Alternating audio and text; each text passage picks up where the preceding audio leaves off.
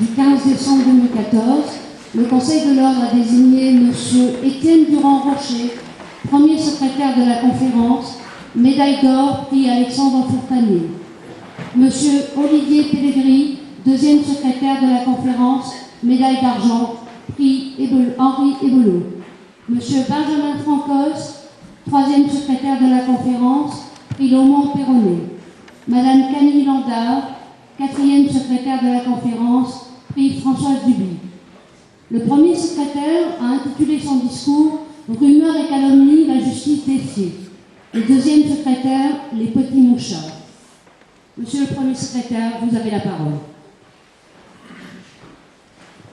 Elle est sale, elle est glauque et grise, insidieuse et sournoise, d'autant plus meurtrière qu'elle est impalpable. On ne peut pas l'étrangler. Elle glisse entre les doigts, comme la muqueuse immonde autour de l'anguille morte. Elle sent. Elle pue. Elle souille. C'est la rumeur. C'est en tout cas ainsi que l'a définissait Pierre Desproges.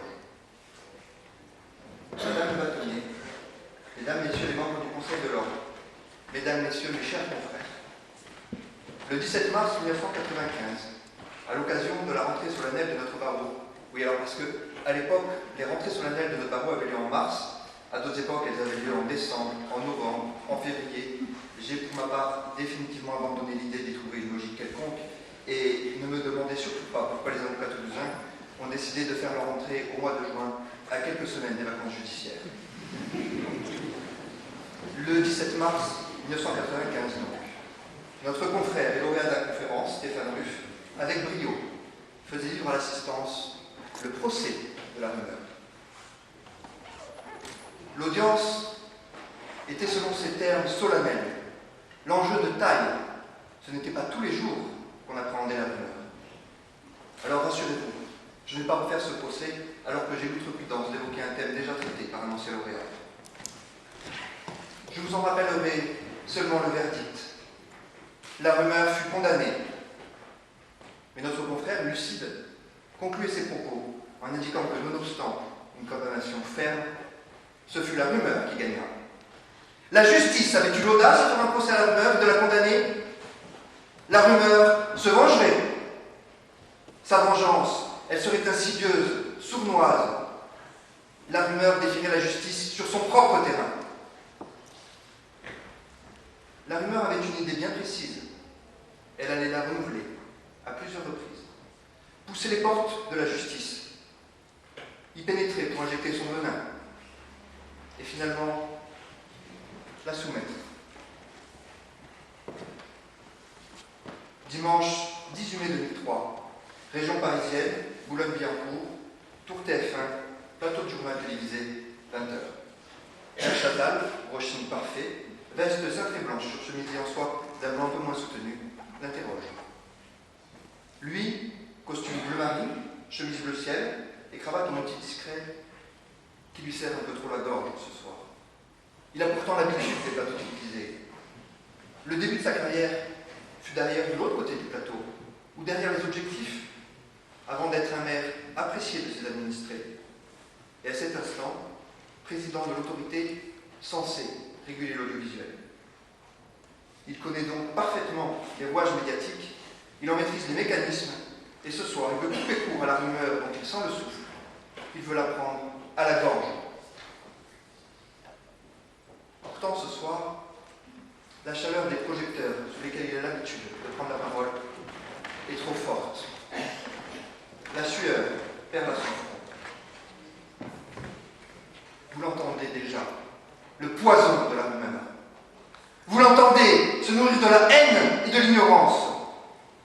Regarde-le. Il n'est pas tranquille. Il n'y a pas de fumée sans feu. Il ne doit pas avoir la conscience tranquille, le bonhomme. De toute façon, c'est politique, tous les mêmes. Des tordus. Il a beau nier, avec la maladresse d'un innocent qui se défend de toutes ses forces, les barbaries atroces dont on l'accuse, la rumeur a déjà fait son nid. Elle se nourrit autant des dénégations de ses victimes que de leur silence coupable. Ce 18 mai 2003, Dominique Baudis avait voulu doubler la rumeur, pointant sa folie, son absurdité, la conséquence, qui aurait été peut-être ou sans doute la même s'il avait gardé le silence, fut-elle un paratonnerre attirant la foudre, une amplification de la rumeur pendant les mois qui suivirent. Pas un jour sans un nouvel détail sordide et tellement inconcevable qu'il en rendait encore plus crédible le détail tout aussi sordide dévoilé la veille. Il faut dire que dans sa course haineuse, la rumeur avait des instruments de choix. La concurrence des médias n'en devant rien pour publier ou diffuser l'exclusivité la plus glauque possible et assurant un audimat record, la curiosité flirtant avec un voyeurisme excité par un triptyque détonnant et qui fait le succès des séries télévisées. Pouvoir, sexe, tueur en série. La motivation exacerbée des règlements de compte politiques. Et enfin, une justice fragile, guidée et orientée jusqu'à être touchée par la rumeur. Bien sûr, après un combat de 2 ans, une ordonnance de non-lieu fut prononcée, confirmant définitivement que Dominique Baudis n'était nullement concerné, ni de près ni de loin, par ces accusations. Mais avec quelle blessure! Encore a-t-il eu la chance de ne pas perdre ses fonctions, son statut, son aura auprès des Toulousains, et de ne pas se perdre. Mardi 27 mai 2003, Toulouse, place du Salin, cour d'appel, bureau du procureur général. Alors, pour ceux qui ne savent pas où ça se situe, dans la configuration actuelle du TJ, qui n'était pas la même en 2003, c'est très simple.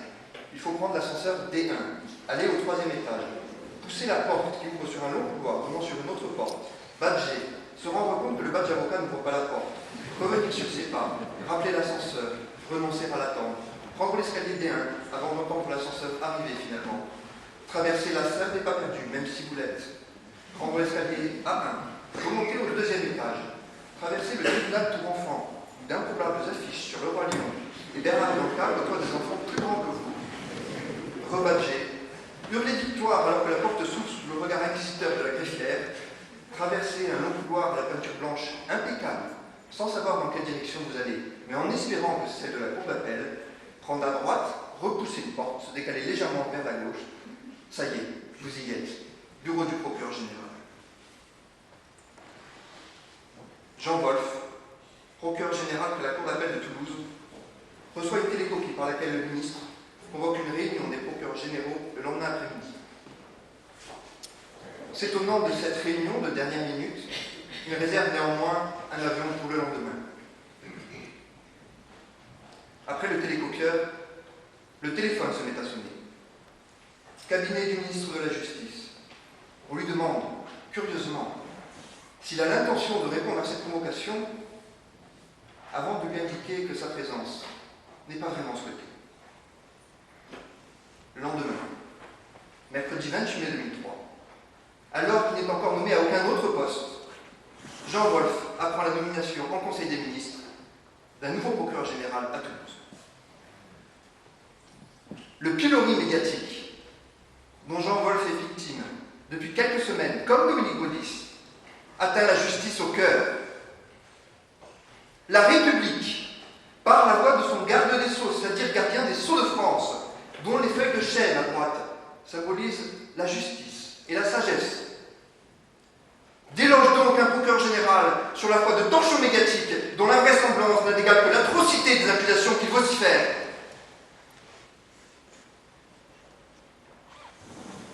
Finalement, le 19 juin 2003, Jean Wolf sera nommé avocat général à la Cour de cassation, chambre passionnante du droit de la sécurité sociale. Ou comment faire passer pour une promotion une véritable sanction visant à écarter un haut magistrat d'un poste stratégique visible en installant un poste discret sous les ordres de la Cour de cassation. Jean Wolf, après avoir été invité à renoncer à la direction du parquet général de Toulouse, renoncera sur un plan plus personnel à sa candidature à la présidence du directoire de l'église de la confession d'Augsbourg ou d'Alsace et de Lorraine, à laquelle il tenait tant. Encore a-t-il eu la chance, comme Dominique Baudis, de ne pas perdre le soutien de ses proches, de ses amis, de sa famille, et de ne pas se perdre. La rumeur, qui ne connaît pas de frontières, n'a pas seulement frappé notre ville rose, elle peut frapper partout, à tout moment. Mercredi 14 novembre 2001, 6 h du matin. Région Nord-Pas-de-Calais, à 30 km de Boulogne-sur-Mer, sous une humidité glaçante et grise, mais ai-je vraiment besoin de le préciser, s'agissant d'un village du Nord-Pas-de-Calais, c'est le Nord. Alain Marigot, huissier de justice, dont le réveil est programmé dans 1 heure, est tiré de son sommeil par les aboiements de ses chiens et le halo blanc de phares de voiture perçant l'obscurité. Il regarde par la fenêtre de sa chambre et observe un balai étrange de phares de voiture, de gyrophares, dans la cour de sa maison. Il enfile une robe de chambre, descend au rez-de-chaussée, au moment où on frappe à sa porte, il ouvre. Vous êtes bien, Alain Marigot? Oui, c'est moi, pourquoi? À partir de maintenant, vous êtes en garde à vue.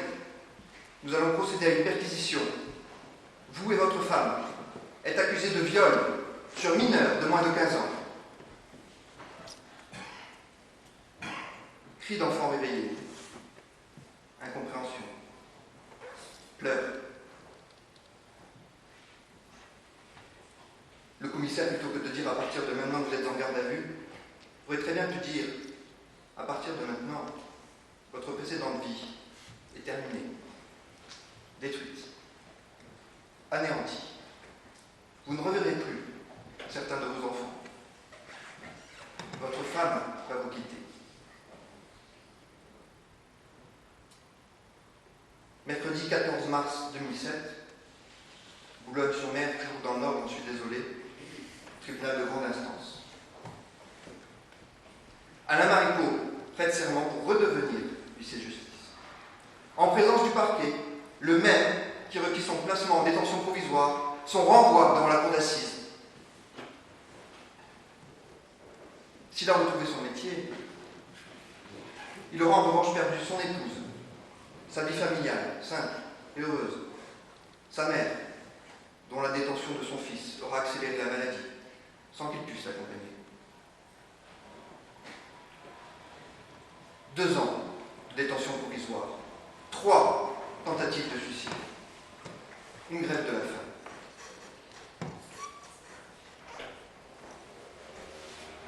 Et la rumeur passant au numérique n'a pas dit son dernier mot.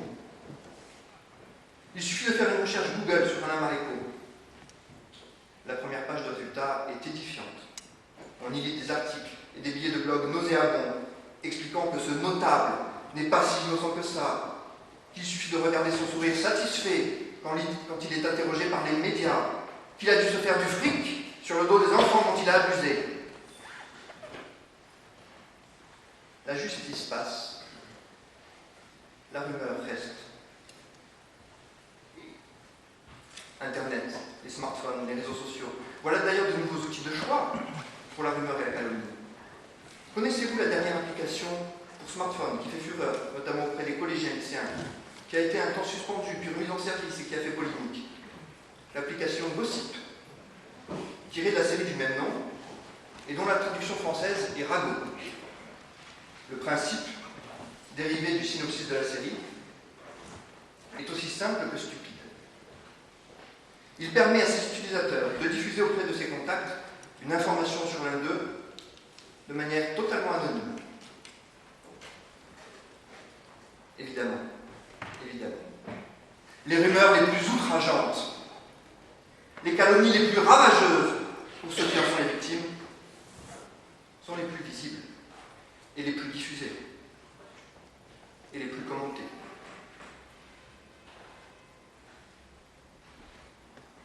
Vendredi 5 juin 2015, il y a 15 jours, Rennes, cour d'assises des mineurs de l'Île-et-Vilaine.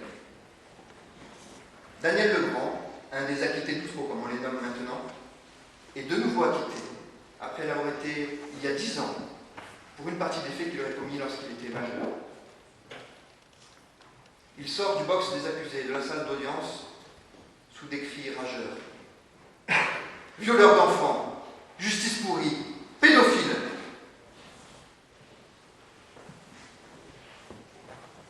Était-ce l'épilogue, au moins judiciaire, de l'affaire de Trou? Il faut l'espérer. L'épilogue d'une justice défiée par la calomnie et la rumeur, je ne peux malheureusement qu'en douter. Dominique, Jean, Alain, Daniel et tant d'autres. Tant de victimes de la rumeur, de la calomnie, que la justice n'a pas protégées. Je répète souvent à mes clients que la justice est humaine et qu'elle en a tous les défauts. C'est d'ailleurs rassurant. Qui voudrait être jugé par une matrice ne prenant en compte aucun paramètre humain, aucune donnée contextuelle, et se contentant d'établir un algorithme pour prononcer un jugement? Mais la contrepartie d'un jugement humain, c'est d'en accepter les défaillances. Alors accepter les œuvres humaines de la justice, bien sûr. Accepter la rumeur et la calomnie que personne ne peut réduire à néant, il faut sans doute s'y résigner. Mais peut-on en revanche accepter que la justice soit guidée et influencée par la rumeur? Comment ne pas être choqué par les propos d'un procureur de la République qui explique qu'une information judiciaire a été ouverte dans le cadre des accusations délirantes formées contre Dominique Baudis, Marc Bourraguet ou Jean Wolf en raison, je cite, de la pression médiatique?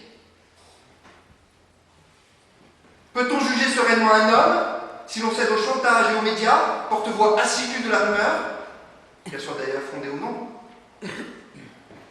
La justice a-t-elle oublié que le pilori a été définitivement aboli par décret du 12 avril 1848?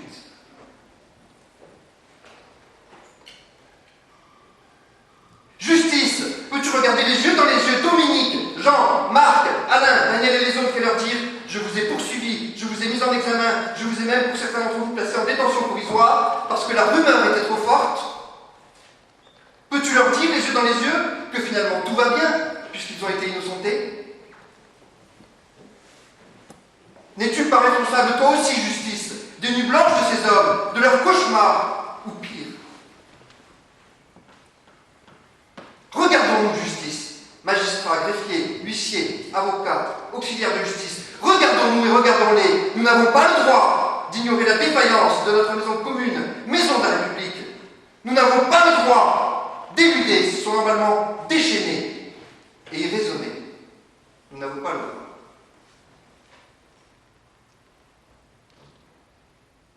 Bien sûr, cela n'est pas simple.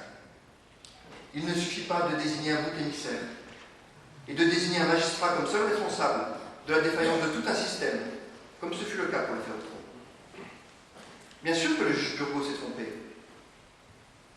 mais rediffuser en direct, devant des milliers de téléspectateurs, sa mise en cause, devant les députés de l'Assemblée nationale réunis en commission d'enquête parlementaire, nouvelle condamnation au pilori moderne, redonne-t-il à la justice sa dignité, sa sérénité? Le juge Burgot était-il d'ailleurs seul? N'y avait-il pas un parquet à l'origine des poursuites judiciaires? N'y avait-il pas une chambre de l'instruction, composée de plusieurs magistrats, chaque fois différents, saisis de multiples fois en appel et confirmant les ordonnances du juge d'instruction attaqué? La rumeur, elle existera toujours. Parce que ceux à qui elle profite le savent. Calomnie, il en restera toujours quelque chose. Et si la justice se tait, la rumeur s'engouffre. Elle comble la curiosité malsaine de la plèbe en la renforçant, et le silence de l'institution aidant peut en faire ce qu'elle veut. Que faire alors? N'est-il pas temps de se poser la question de l'aménagement du sacro-saint secret de l'instruction qui, dans ces affaires, a tous les jours été bafoué? Bien sûr, il n'est pas question de désigner les suspects, d'informer sur des éléments d'enquête non vérifiés, au risque de permettre à leurs protagonistes de s'en accommoder. Mais, à la lecture de certains médias, s'interrogeant sur l'inertie de la justice, jusqu'à ce que cette dernière finisse par céder, est-il totalement ridicule et inenvisageable de concevoir que l'institution, et pas seulement une partie d'entre elles, à savoir le parquet, l'institution rappelle les principes essentiels guidant la procédure, et notamment celui de la présomption d'innocence, et indique qu'une seule mise en cause de personnalité par des témoins douteux ne permet pas à elle seule une mise en examen. Est-ce outrageant pour la justice que de délivrer une telle information? L'est-ce plus que de se laisser influencer et guider par la rumeur et la pression médiatique? Est-ce plus grave que de laisser s'emballer une effroyable et incontrôlable machine juridico-médiatique?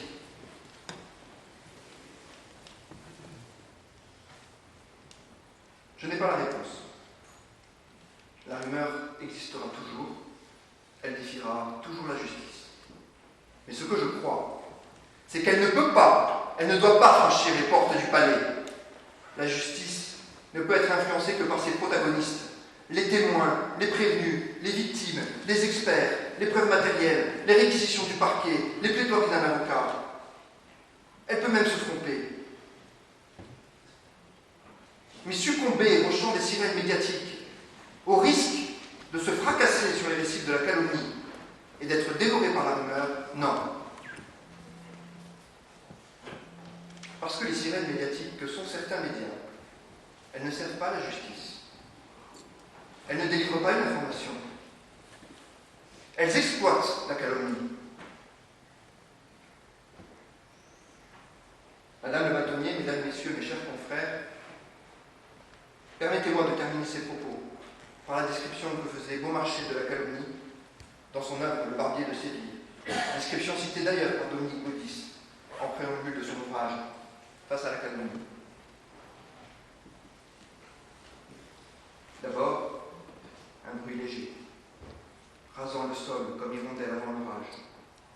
Pianissimo murmure et file, et celle en courant le trait empoisonné. Telle bouche le recueil, et piano, piano, vous le glisse en l'oreille adroitement.